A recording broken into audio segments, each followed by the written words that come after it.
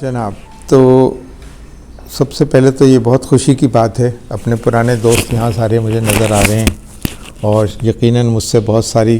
کوتاہیاں بھی ہوں گی۔ میں ایک عاجز سا بندہ ہوں، اپنے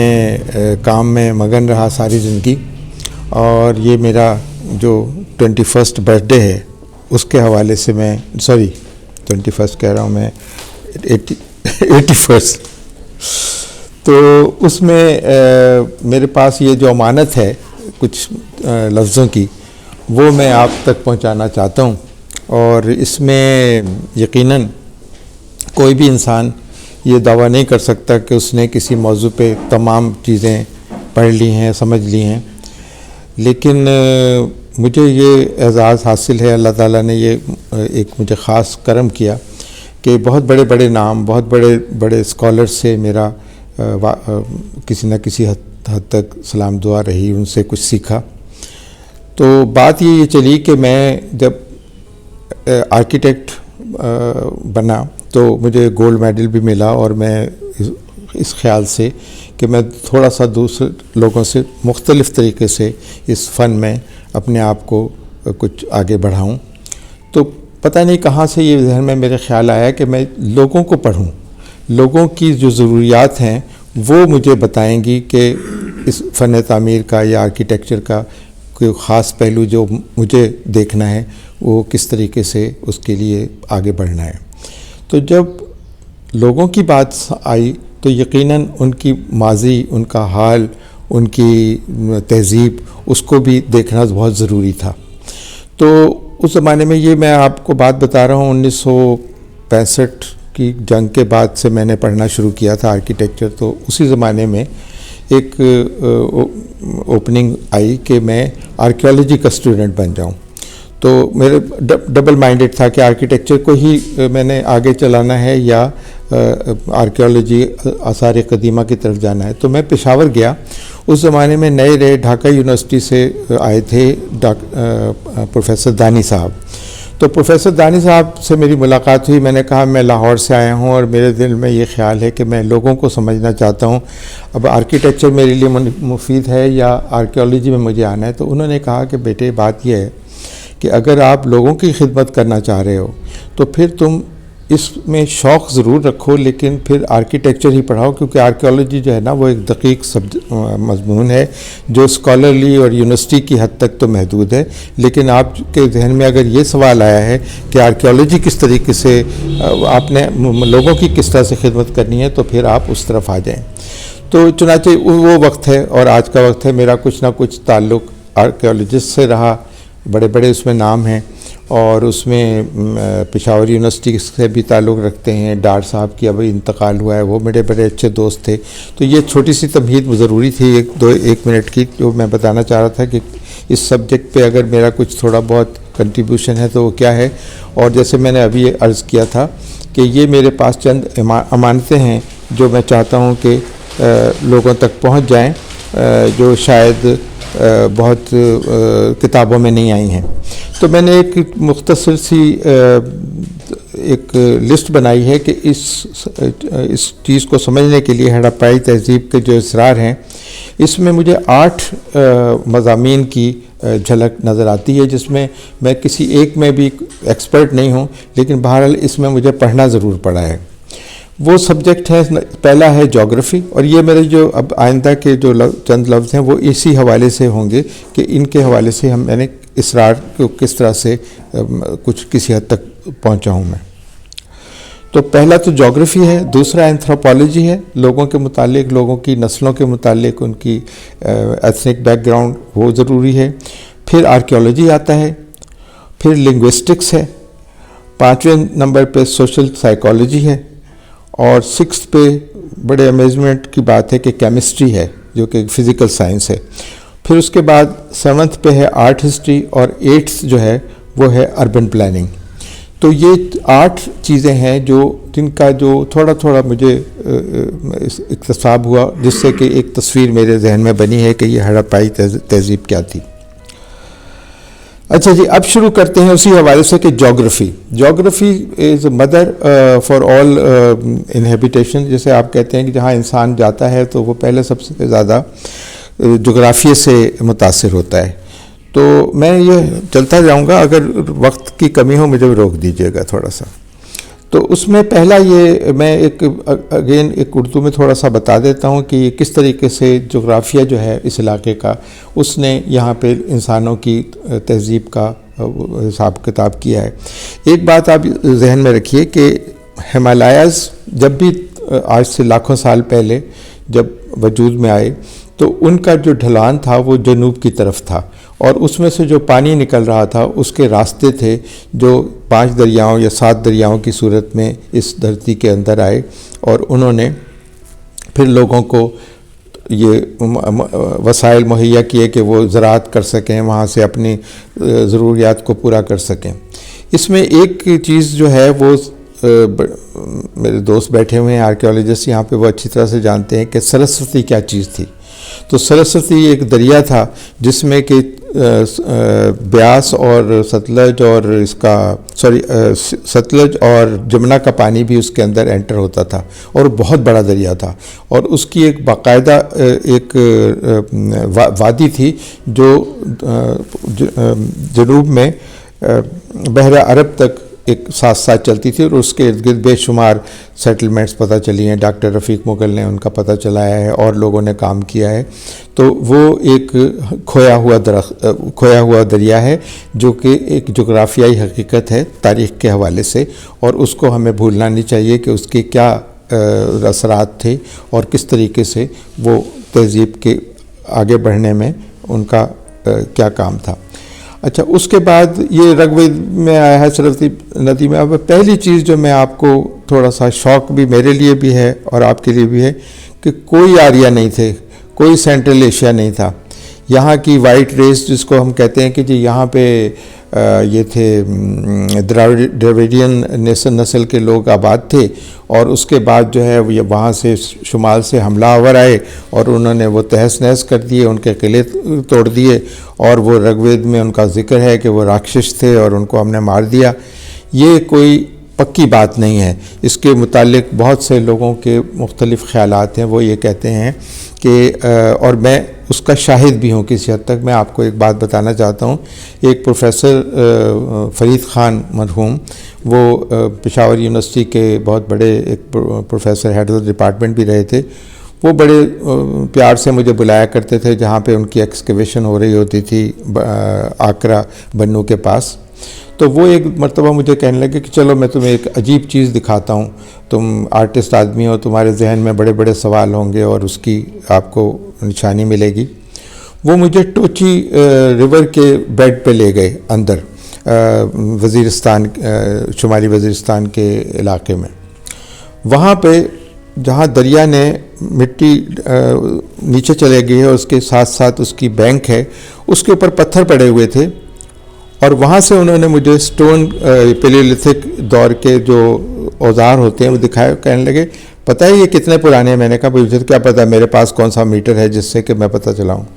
تو انہوں نے کہا کہ یہ 30,000 سال پرانے ہیں. تو جب 30,000 سال پہلے یہاں پہ لوگ، اور انہوں نے دکھایا کہ اس طرح سے یہاں مچھلی کاٹ رہے، وہ بھی پڑی ہوئی ہیں اس کی نشانیاں، اور یہاں پہ وہ پتھر بھی پڑے ہوئے ہیں جن سے انہوں نے شکار کیا اور اس کی کھال اتاری. تو پھر ہم یہ کیسے مان لیں انگریزوں اس کی امپیریل تھنکنگ کی کہ وائٹ ریس ہی حکومت کرنے کے قابل ہے، اور وہ پاکستان اور ہندوستان کے علاقے میں آئی تو یہاں پہ تہذیب آئی. اس سے پہلے تو یہاں جنگلی لوگ رہتے تھے. اور ہاں ٹھیک ہے، بعد میں پھر وہ 1920s میں وہ ہڑپا موہنجو داڑو نکل آیا، اور تو کچھ تھوڑی سی انہوں نے تبدیلی کی اسے اپنے نظریے میں. لیکن ابھی بھی وہ یہ کہنے لگے کہ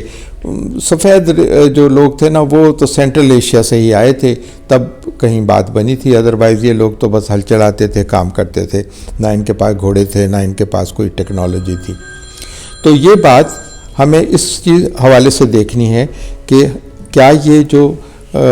جس کے ہم آج دعوے دار ہیں کہ یہاں پہ برہمن ہیں اور سفید قومیں ہیں، اور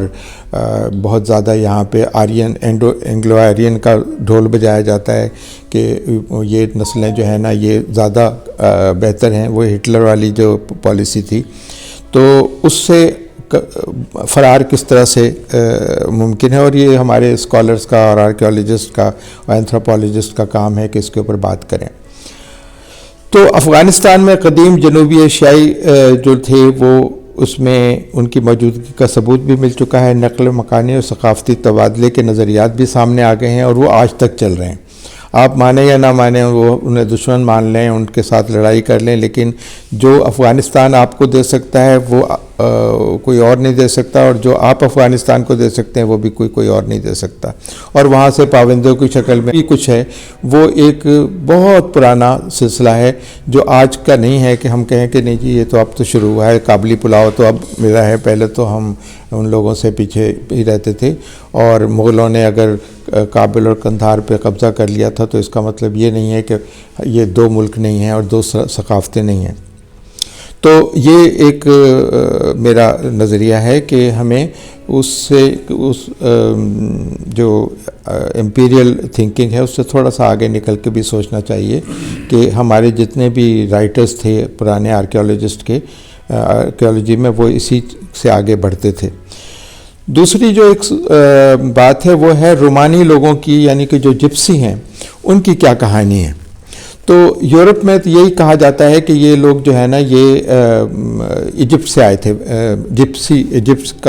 سے انہوں نے نکالا، لیکن ان کی جو زبان ہے اور ان کے جو تہوار ہیں اور جو ان کی جو جیسے کہ وہ یہاں سرائکی بیلٹ میں ابھی بھی لوگ جس طریقے سے رہ رہے ہیں ان کے ساتھ ان کے بہت ملتے جلتے ہیں حالات۔ پھر ایک بہت دور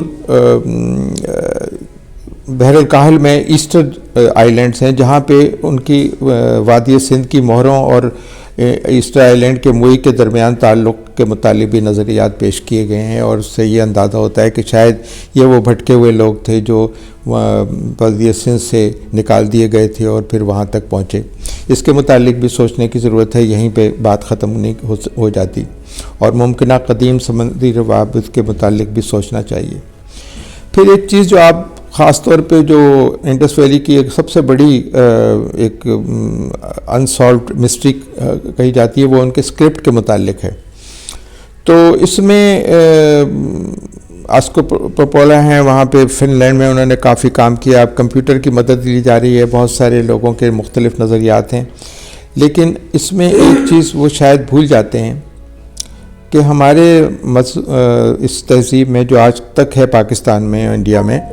جادو اور توہمات اور تعویذ گنڈے کا بھی ایک بہت بڑا ہاتھ ہے، اور اس میں اس چیز کو بھی نظر انداز نہیں کرنا چاہیے کہ یہ ہمیشہ ان چیزوں پہ ملا ہے جو ٹریڈ کے لیے جاتی تھیں، ان کے ساتھ مہریں لگا کے جاتے تھے۔ تو لوگ یہ کہتے ہیں کہ بھئی وہ اس میں جو وہاں کے تاجر تھے انہوں نے اپنا ایک طرح سے سگنیچر دیا ہوا ہوتا تھا، لیکن ایک خوش بختی اور اس سامان کو صحیح طریقے سے بکنے کے لیے کوئی ایک جسے کہتے ہیں کہ دعائی کلمات بھی ہو سکتے تھے، تو اس پہ بھی کچھ تھوڑا بہت سوچنے کی ضرورت ہے۔ اب نیویگیشن کا جو کام تھا، یعنی سمندروں میں جہاز چلانے کا، وہ انڈس ویلی والوں کو کیوں اتنا بھایا کہ انہوں نے ایک طرف بحرین اور خلیج کی ریاستوں میں اور اس کے بعد میسوپوٹیمیا میں بھی یہ ان کی سیلز ملتی ہیں، ان کا سامان ملتا ہے، اور اس کے کئی ثبوت ہیں۔ تو اس کا میرے ذہن میں یہ آتا ہے کہ یہ ایک میتھمیٹکس سے ریلیٹڈ چیز تھی جو کہ یہاں پہ بڑی پاپولر تھی، بہت زیادہ اس کے اوپر کام ہوتا تھا، کیونکہ یہ حساب کتاب رکھتے تھے چیزوں کو لانے لے جانے کا، منڈیوں کا حساب تھا۔ یہاں پہ افغانستان کی لیپس لازولی کے بھی ملتے ہیں جو زیورات تھے، اور گجرات سے آئی ہوئی مونگے کی کام۔ تو اس کا مطلب یہ کہ یہ ایک ٹریڈر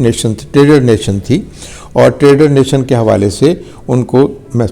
حساب کتاب کا بہت زیادہ خیال رکھنا ہوتا تھا۔ پھر جناب اس میں اور اسی طرح کی چھوٹی موٹی چیزیں ہیں، ممکنہ راستے اور نیٹ ورک جو تھا وہ آپ دیکھ ہی لیجئے کہ سندھو دریا کے ذریعے بہت آسانی سے وہ پہلے پہنچتے تھے لہری بندر یا ٹھٹا، اور اس کے بعد پھر وہ وہاں سے دوسرے علاقوں میں دوسرے ملکوں میں پہنچتے تھے۔ اب دوسرے جو گشیدہ پہلو ہیں، میں 8ویں پہ آ گیا ہوں، اس میں یہ ہے کہ غیر واضح اسکرپٹ اور ممکنہ لسانی بصیرت جو کہ ہمارے